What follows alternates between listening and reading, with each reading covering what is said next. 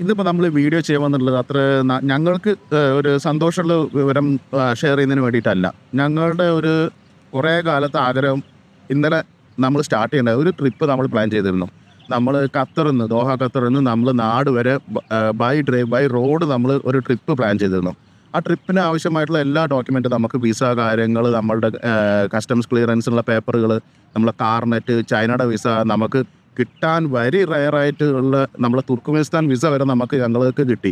കഴിഞ്ഞ 6 മാസത്തെ ഞങ്ങളുടെ ഡോക്യുമെൻറ്റേഷൻ കാര്യങ്ങൾ നമ്മൾ ഓരോ സ്ഥലത്ത് പോയിട്ട് ആപ്ലിക്കേഷൻ കൊടുക്കലും അതിൻ്റെ ക്ലാരിഫിക്കേഷൻ കൊടുക്കലും അങ്ങനെ കുറേ കാര്യങ്ങളായിട്ട് കഴിഞ്ഞ 6 മാസമായിട്ട് നമ്മൾക്കൊരു കഴിഞ്ഞ 10 കൊല്ലമായിട്ട് നമ്മൾ സ്വപ്നമായിരുന്നെങ്കിലും കഴിഞ്ഞ ഒരു 6 മാസമായിട്ട് നമ്മൾ ഇതിൻ്റെ പിന്നാലെ തന്നെ നടക്കുകയായിരുന്നു, കഴിഞ്ഞ ജനുവരിയൊക്കെ തൊട്ടിട്ട്.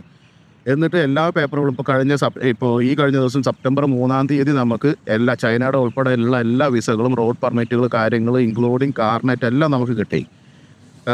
ഇപ്പോൾ അൺഫോർച്ചുനേറ്റ്ലി ഒരു ബാഡ് തിങ് സംഭവിച്ചെന്താ വെച്ചാൽ ഖത്തർ ഗവൺമെൻറ് GCCയുടെ പുറത്തേക്ക് ഖത്തർ രജിസ്റ്റേർഡ് വെഹിക്കിൾസ് പോകാൻ പാടില്ലാത്ത പുതിയ നിയമം കൊടുന്നു.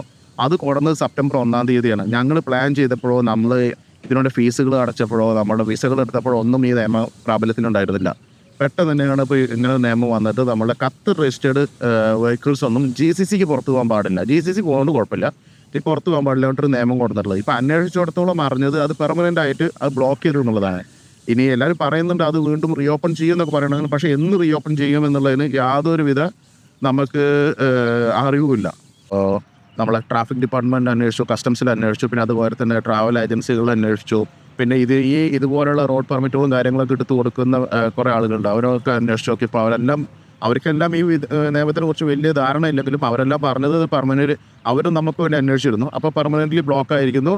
ഇനി ഖത്തർ ഗവൺമെൻറ് മേ ബി കുറച്ച് കാലം കഴിഞ്ഞ് അത് വീണ്ടും ഓപ്പൺ ആക്കുമെന്നാണ് പറഞ്ഞത്. അപ്പോൾ നമ്മുടെ ട്രിപ്പും അത്രയും കാലത്തേക്ക് നമ്മൾ മാറ്റി വയ്ക്കല്ലാതെ വേറെ മാർഗ്ഗങ്ങളൊന്നുമില്ല. അപ്പോൾ നമുക്ക് ആ ടൈം ആകുമ്പോഴേക്കും നമ്മളുടെ വിസകൾ, പെർമിറ്റുകളെല്ലാം രണ്ടാമതെടുക്കണം. നമ്മളിപ്പോൾ ചെയ്തുള്ള പ്രോസസ്സുകൾ കൂടെ എല്ലാം നമ്മൾ വീണ്ടും പോകേണ്ട ഒരു ആവശ്യകത വന്നിരിക്കുകയാണ്. ഇപ്പോൾ നിങ്ങൾക്ക് ആർക്കെങ്കിലും, ഈ വീഡിയോ കാണുന്ന ആർക്കെങ്കിലും ഖത്തർ ഗവൺമെൻറ് ഈ നിയമത്തിനെ കുറിച്ച് വല്ല അറിവോ കാര്യങ്ങളോ ഉണ്ടെങ്കിൽ ഞങ്ങളായിട്ട് ഷെയർ ചെയ്യണം. പിന്നെ അതുപോലെ തന്നെ ഇത് എന്തെങ്കിലും റീഓപ്പൺ ആവാനൊരു സാധ്യത കാണുന്നുണ്ടെങ്കിൽ ഞങ്ങൾക്ക് അതൊന്ന് ഞങ്ങൾ ഇൻഫോം ചെയ്യണമെന്ന് ഒന്ന് റിക്വസ്റ്റ് ചെയ്യാണ്. പിന്നെ നമ്മൾ ഇന്നലെ, അതായത് 12-ാം തീയതി സെപ്റ്റംബർ 2024 നമ്മളുടെ യാത്ര ആരംഭിക്കേണ്ടത്. ദോഹയിൽ നിന്ന് ആരംഭിച്ച് സൗദി വഴി Oman, UAE, Iran, Turkmenistan, Kazakhstan, China, Nepal, India, അങ്ങനെയാണ് നമ്മുടെ പ്ലാൻ ഉണ്ടായിരുന്നത്. ഇനിയിപ്പോൾ ഈ 20-ാം തീയതിക്കുള്ളിൽ നമുക്ക്, ഇപ്പോൾ ഈ സെപ്റ്റംബർ 20-ാം തീയതിക്കുള്ളിൽ നമുക്ക് എന്തെങ്കിലും ഒരു അപ്രൂവൽ കിട്ടി നമുക്ക് ട്രിപ്പ് സ്റ്റാർട്ട് ചെയ്യാൻ കഴിഞ്ഞാലും GCCയിൽ നിന്ന് ഒമാനും UAEനും നമ്മളായിട്ട് ഒഴിവാക്കുകയാണെങ്കിൽ നമുക്ക് ഇറാൻ തൊട്ടിട്ട് ഞങ്ങളുടെ ട്രിപ്പ് റീഓപ്പൺ ചെയ്യാൻ പറ്റില്ല. അപ്പോൾ അതിനും ഞങ്ങൾ ആ ടൈം ഗ്യാപ്പ് അങ്ങനെ സെറ്റ് ചെയ്തിട്ടുണ്ട്. പക്ഷേ അൺഫോർച്ചുനേറ്റ്ലി അങ്ങനെയും അത് ഓപ്പൺ ആക്കാൻ, മീൻസ് യാത്ര തുടങ്ങാൻ പറ്റും എന്നുള്ളതിനുള്ള യാതൊരുവിധ ഒരു അറിയിപ്പ് ഞങ്ങൾക്ക് ഇതുവരെ എവിടെ നിന്നും കിട്ടിയിട്ടില്ല. അപ്പോൾ എന്ത് ചെയ്യാം, നമ്മളുടെ ഒരു കുറേ കാലത്ത് ആഗ്രഹമായിരുന്നു, അതിപ്പോൾ നടക്കാതെ പോയുള്ള ഒരു വിഷമത്തിലാണ് ഞങ്ങളിപ്പോൾ നിൽക്കുന്നത്.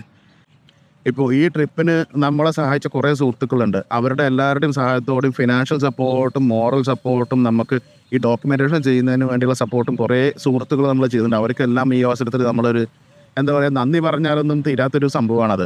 ഞങ്ങൾക്ക് നടക്കാതെ പോയെങ്കിലും അതിനു വേണ്ടി ഞങ്ങളെക്കാട് ഉത്സാഹിച്ച് നിന്ന കുറേ എൻ്റെ സുഹൃത്തുക്കളും സജീവ സുഹൃത്തുക്കളും ഉണ്ട്. ഈ വീഡിയോയിൽ നമ്മൾ പറഞ്ഞിട്ടുള്ള കാര്യങ്ങൾ, നിയമങ്ങളുടെ മാറ്റങ്ങൾ ആർക്കെങ്കിലും അറിയാണ്, മാറ്റം വരുന്നതിൻ്റെ തീയതി അല്ലെങ്കിൽ എന്ന് മാറും എന്നുള്ളതൊക്കെ അറിയുകയാണെന്നുണ്ടെങ്കിൽ ഞങ്ങളോട് ഷെയർ ചെയ്യാൻ വേണ്ടി റിക്വസ്റ്റ് ചെയ്യുന്നു.